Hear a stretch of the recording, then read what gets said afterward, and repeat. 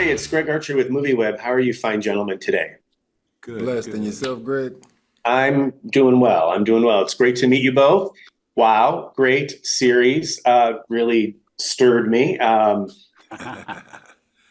So, Okay, right on. Oh, we good. All right. All That was a right, great okay. interview, Interview Greg. done. You're Nice. sold.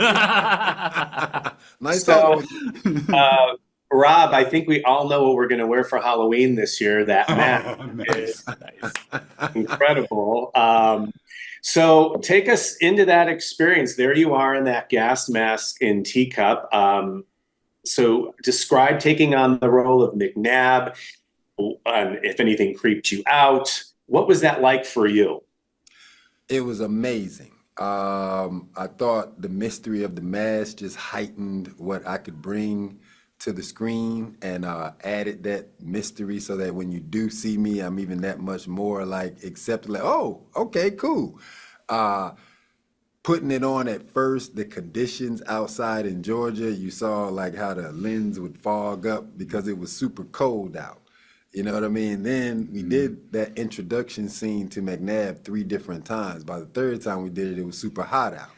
You know what I mean? So it was just fun to be able to be that vulnerable at the same time, trusting the crew and the vision of Ian and all the producers at Peacock and Teacup. And I just had to fall in line and play the truth. You know, I thought one of the most exciting truths to McNabb was his longing, vulnerability to save his daughter. And by, saving his daughter, having to save everybody else around him, giving him that fulfillment. I thought it was just a beautiful, complex character. And the mask was just like extra seasoning to make him cool, you know? Beautiful. Thank you for that. Chaske, describe your response when you first read the script. What was going through your mind? I was like, every time I read a movie or a script, I always know that it's never going to be what I imagined when I get on the day of the set. So I look at the dialogue and like what are the characters are doing. I was blown away. I was really excited to delve into Ruben and what goes on in his world, and also try to put the dots together to help this character come to life. And I have to say, Ian, the director, they were very, very great with helping with me with that information. Beautiful. Thank you. Rob, you played Chief Paul on Stranger Things, which is heading into its final. Can you tell us one thing that stands out about working with David Harbour and a few things that stand out about working with Yvonne? Oh man, David Harbour is very grounded, very cool. He's the kind of cat that'll be reading a book in between the takes. You're like, damn, that's so intelligent. He looks so cool over there reading that book in between takes. Even though he's got like a 5-page scene that we're doing, he still has the wherewithal to read some book. So I was always impressed with David about that. He's a very, very smart guy. Very smart guy. Yvonne was just so cool, to work with, very natural, very like embracing. She's in tune to like what you're doing, what he's doing, what she's doing, all of that she uses in her characters. And I think that just, for me, made it more real. You know what I mean? Made it more like, oh, wow, yeah, all of those details matter in what we're doing right now. So I loved working with both of them. Thank you for that. Yeah. Hey, you went from Twilight, Hmm. which was amazing in that time, still is, to playing Henry Black Crow in Marvel's Echo. Yeah. Uh, can you talk about going from Twilight to Marvel and this sort of in kind of modern times? Like, how was that transition leaping from Twilight and that huge success to the roles you take today? Well, oh wow, that's a pretty big question.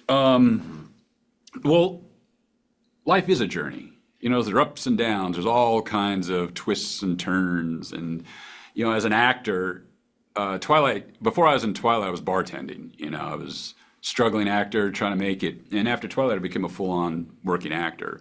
So I give my hat and tip to that. I'm very grateful to be a part of that project. My journey is just like every other actor's journey, going from role to role. I always kind of thought of myself as a kind of like a side musician.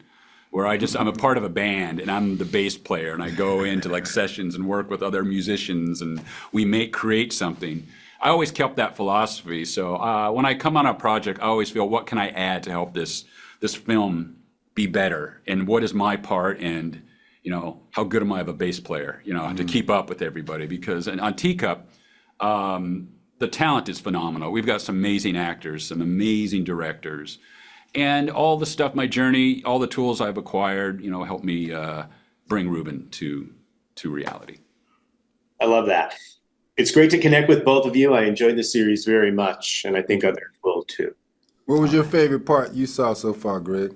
Well, the first 2 episodes kind of still stay with me.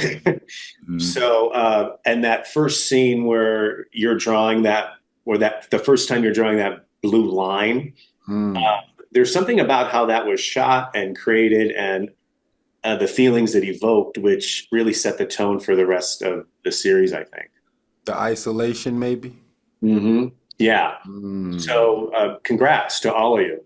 Thank you. We was going to interview you now, Greg. I don't know. Start asking me questions. I got a lot. Well, the other outlets would be a little, they'd be in their panties if we ask you questions, then ask them. So we're going to let you go, Greg. All right. Be well. Thank you, Greg. Thank you.